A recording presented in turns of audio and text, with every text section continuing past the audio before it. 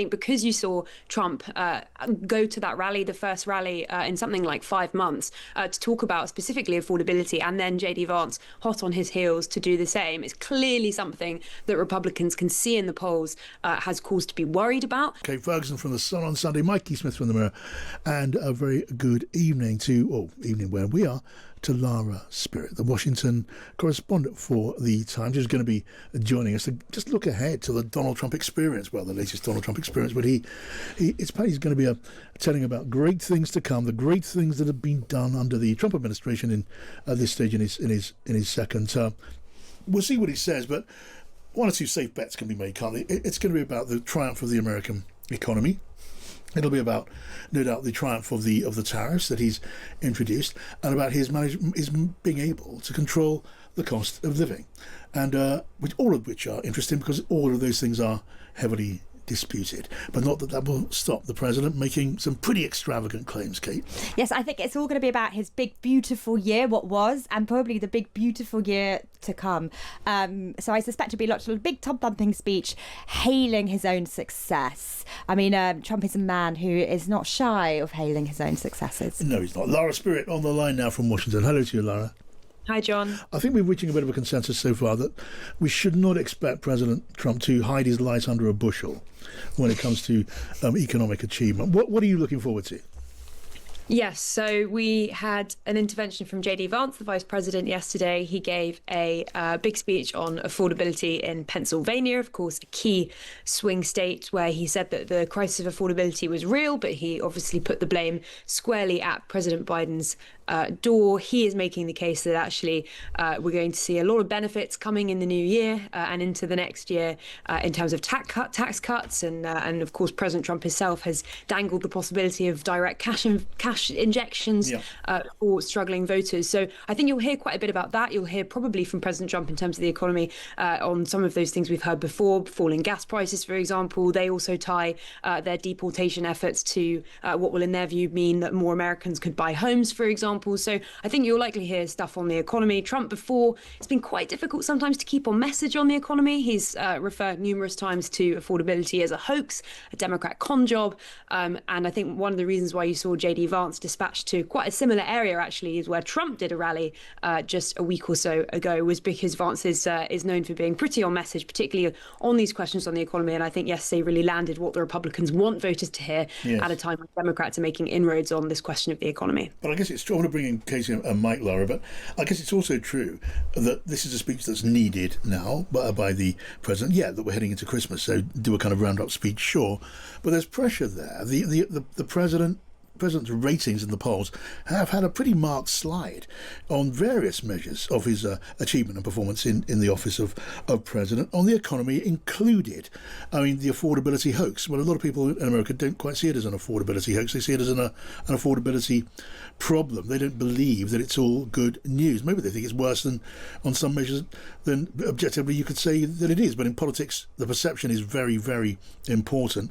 And the president must surely feel rather up against it, Lara.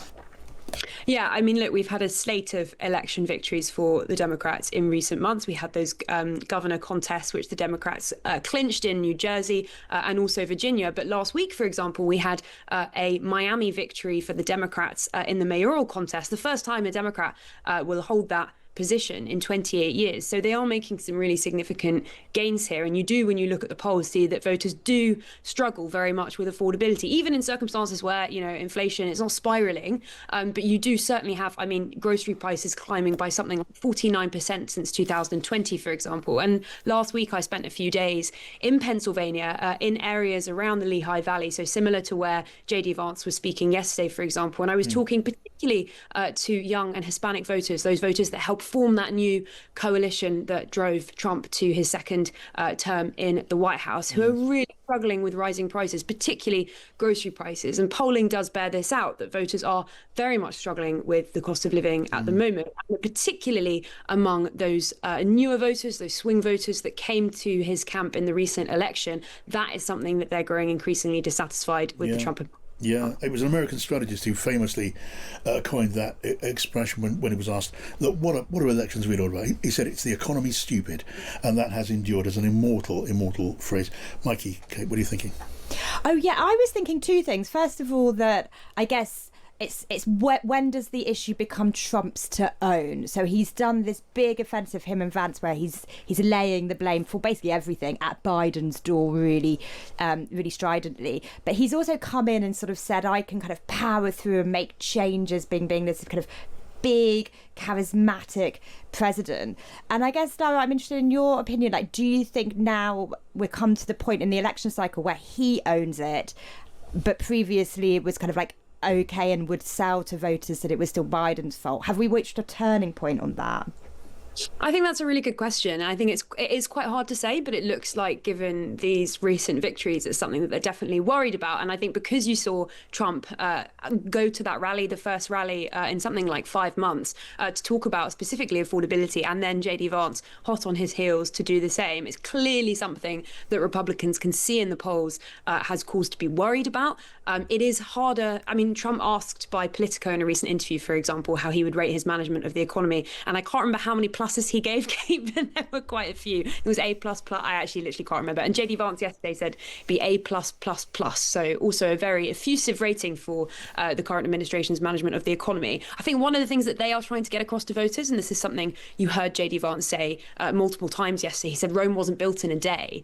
And multiple times he said, voters are wise and they understand that we need patience. And actually, they're not necessarily a great deal of the way through the second administration, as you suggest, and they are hoping that given a bit more time, given these tax cuts and wider economic headwinds, that they will be able to make some progress on this question of affordability, and they won't see by the midterms, for example, a huge siphoning off of support on account of this question. Yeah, and then there are those checks, Lara. Is it $2,000 a household, which are going to be making their way into American pockets in time for the midterm elections?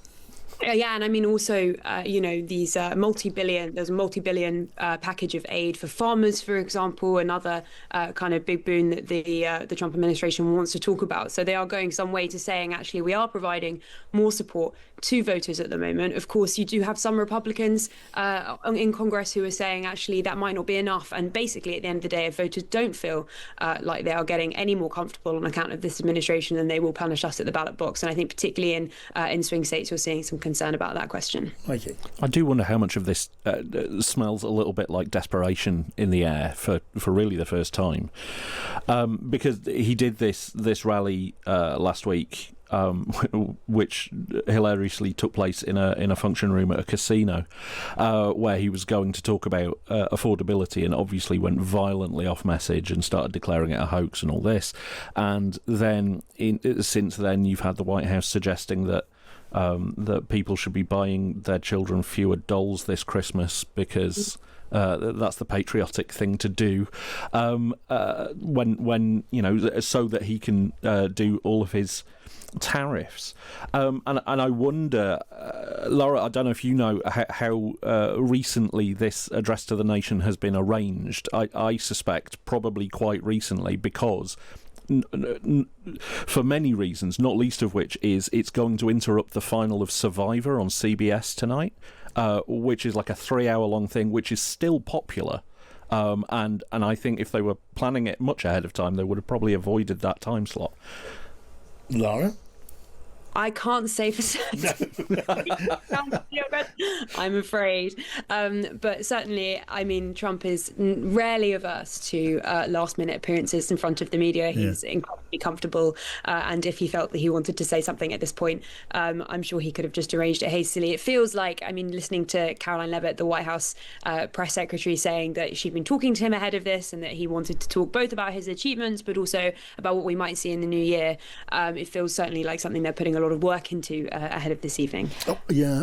Before you, and always lovely to have you here, Laura. Before you leave us, the story in the Times now. It's by David Charter, your Washington colleague, in partnership with Bruno Borderfield, the Brussels correspondent for the Times, about the the White House putting discreet pressure, I say discreet, but not very open and public or openly declared pressure on European leaders not to go ahead and freeze those Russian assets, 210 billion euros worth of them, and then send maybe 100 million or so in the direction of Ukraine, warning them not to do that. The White House view, according to David's piece, is that the White House considers that would just prolong the war, and they've also, in the very recent past, spoken about the need for some of that money when it comes to reconstruction to make its way into American company pockets. Have you been picking up any of that? I wonder how that's going to play there.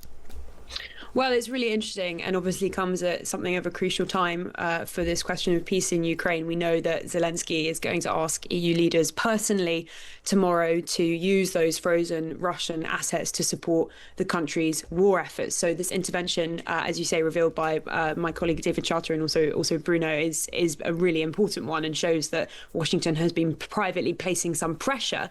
And I think at the time when journalists are trying to pass every public utterance from those in the White House and surrounding it and adjacent to it about this question of Ukraine and where the allegiances lie and where the support is and what the future direction might be, it's a really significant story. And as you say, it's online now. Yeah, there'll be questions no doubt in America on as this story plays out, as it no doubt will tomorrow, along with the decision of those European Union leaders. Lara Spirit, lovely to have you with us. Thank you so much for dropping by.